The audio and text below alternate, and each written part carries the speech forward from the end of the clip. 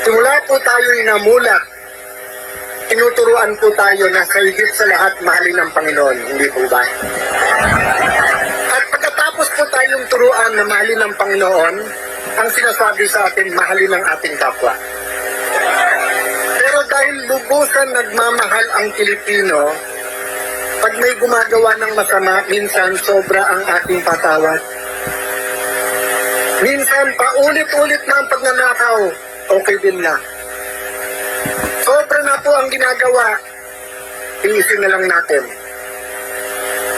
Ako'y naniniwala po na kailangan hate is challenged with love. Make no mistake po, tayo lahat naniniwala, una ang Panginoon, mahalin ang kapwa, magalit tayo sa kasalanan, hate the sin, not the sinner. Ako'y naniniwala, we fight hate with love.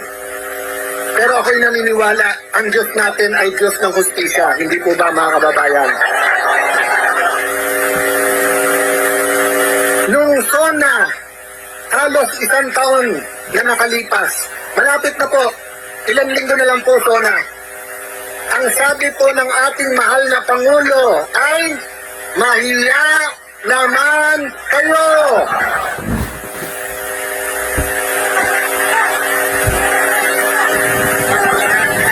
Yung iba po, yung iba ay nagkaroon ng pag-asa. Oy, finally, after 3 years, yung bali-balita sa kalye na 20% na, 25% na, 30% na, 40% na ninanakaw, umabot na rin hanggang Malacanang ang balita. Nagkaroon po ng pag-asa ang ating mga kababayan. Kasi baka naman, dahil po siyempre, iba, pag Pangulo ka, iba pag nasa taas ka. Hindi po ba? Kayo po ay napaka-bless. Bakit po? Ang isang Pilipino, pag sumulat po sa inyong tagapamahala, kahit na saan po, sulok ng bansa, nakakaabot. Pag may naapi na kapatid, nakakaabot at inaaksyonan. Pero minsan sa simpleng barangay captain, minsan sa simpleng mayor o governor, kahit po sa akin, maraming sumusulat at pasensya na. Minsan po, hindi ko natutugunan. Eh lalo pa ho ang Pangulo. Kaya nagpapag-asa tayo.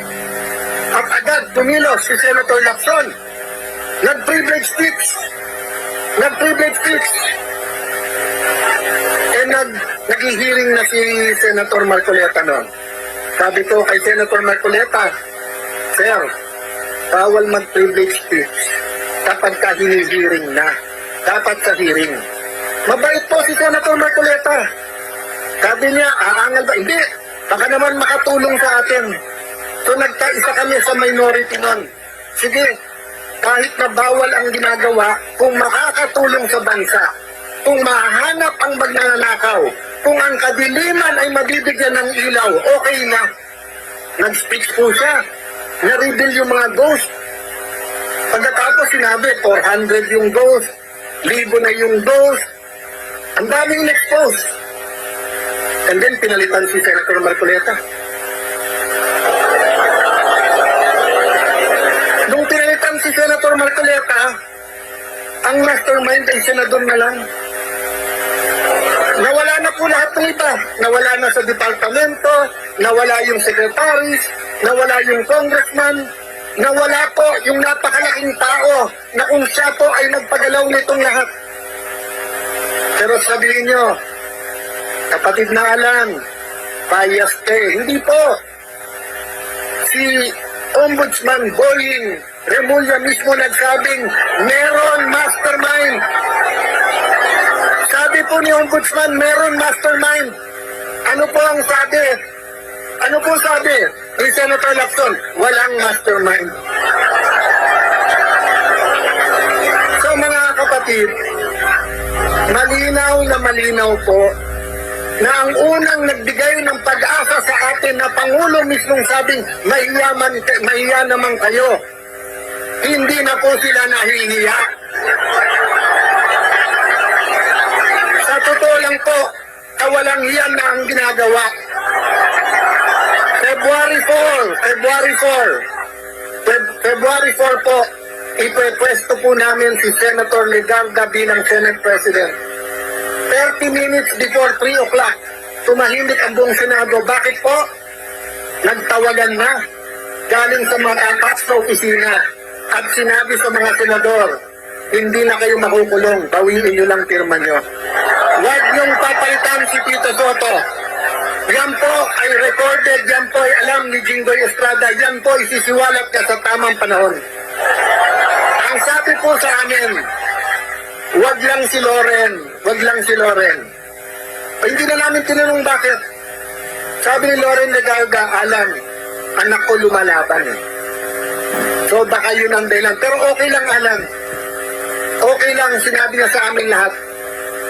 Magtiis tayo, magtrabaho, pero sabihin natin, wala nang lukuhan. Walang lukuhan sa flood control, walang lukuhan sa CATSA, walang lukuhan dito sa datating na impeachment. Ano po nangyari? Araw-araw pa bago-bago, sasabihin ni Senator Lacson, walang report. Tapos may report. Tapos may mastermind. Hindi, kasama na. Hindi kasama si Romualdez, kasama si Romualdez. Tapos, nung sinabi ng isang witness, eto yung mga sekretary, nag-deliver. Lumabas po, di ba? Yung mga Marines. O, ano sabi ni Senator Lacson? Sabi niya, hindi nag-deliver, pero hindi sa Malacanang. Kasi Senator Lacson naging witness na rin. Paano po siya naging witness? Yun po ang inalma namin. Kaya nung Mayo 11, dumating po si Senator Bato. Alam niyo po ba, Lunes yon?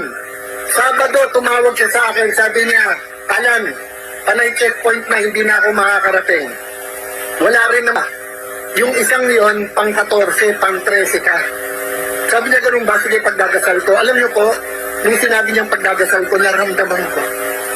Naramdaman ko na hindi yun yung parang may pag-asa ba? May pag-asa. Pero tingin mo walang pag-asa. Hindi yung parang, boss, laban, pagdasal natin. Hindi po. Naramdaman ko yung sincerity, ipagdadasal ko. Lunes ng umaga, alas 10 ng umaga, tumatawag.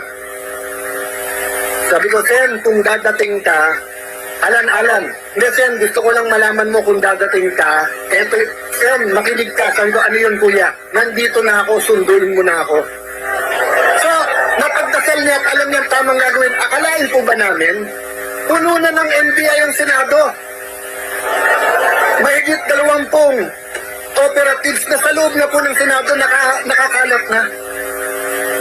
Mismong pong si President Cory Aquino nung nagkaroon ng kudeta.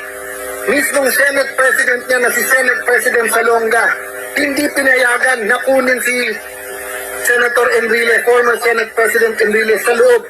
Pinayagan mag-privilege speech muna tapos nag-surrender. Kahit na naniniwala sa panahon na yon na walang kasong rebellion complex with murder. Ngayon naman po may bagong kaso, plunder complex with campaign donation. Kung pandarambong po ang pag-accept ng campaign donation, hindi po bribery ha, iba po yung bribery. Yung may tatakbo, may kailangang kontrata, ito. Wala pong kailangan na kontrata po, yung mga nag-donate kay Kuya Dante. Wala po. Kung yun po ay plunder, baka kalahati po ng mga nanunungkulan sa gobyerno ay sama-sama na dapat makulong dahil sa mga donasyon.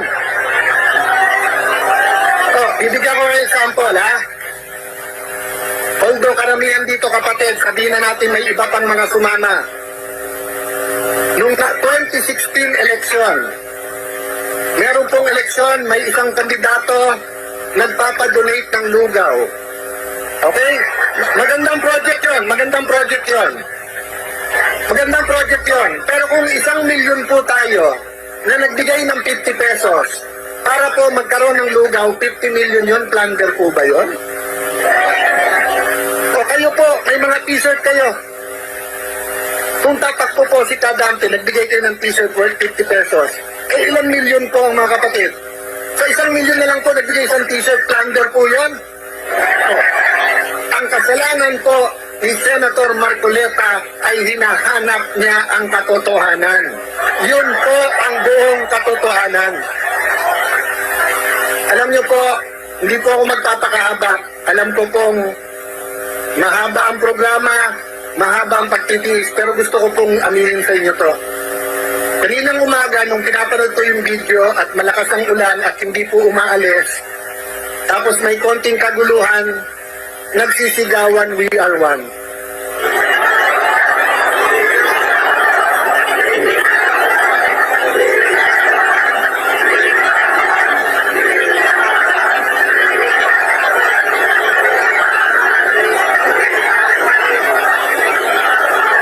Aaminin ko po sa inyo, naiiyak po ako habang pinapanood ko yung video.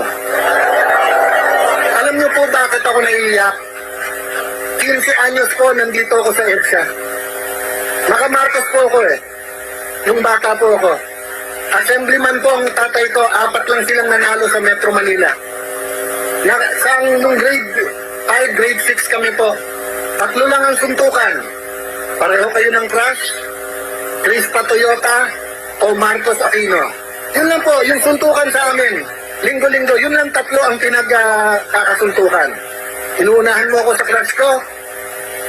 Mas pogi ka. Ako, Crispa ako, Toyota yung mga kasi ko. O kaya, wala pang Hinebra nun. Toyota pa nun. O kaya, Aquino o Marcos. Pero dumating po ang panahon na kailangan sabihin, tama na. Tama na. Tama na. Tama na. Diba?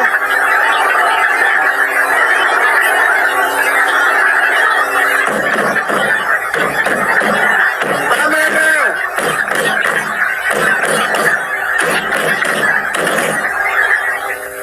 Noong 2023, halos 1 trilyon piso ang DPWH. Ang flood control mahigit 300 milyon.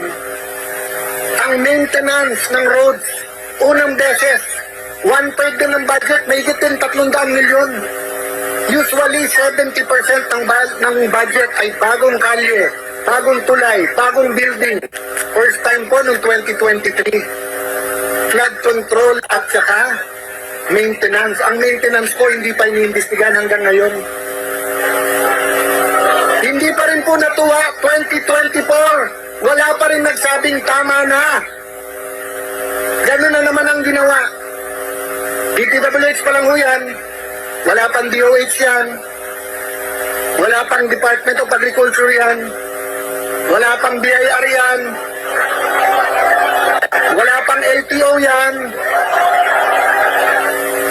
Walang smuggling pa yan. At lalong-lalong wala pang kita sa droga yan. Kaya nung dumating ang 25 na zona, natuwa tayo nung sinabing maya naman kayo kasi ibig sabihin may nagsabi sa ating mahal na Pangulo, "Boss, tama na. Boss, tama na." Ano ang problema? Ang problema, nung natutukoy na ni Senator Marcoleta kung sino mastermind, nasabihan si Tingla, tama na, nalalaman na kung sinong ano. Ang problema, nung hindi na namin kinaya at pinalitan na namin si Tito Soto, may nagsabi sa Malacanang, tama na, wag niyo payagan yung mga yan makaupo. Sabi nila, tama na, litisin na. Tama na, litisin na ang ating Vice President. Nangako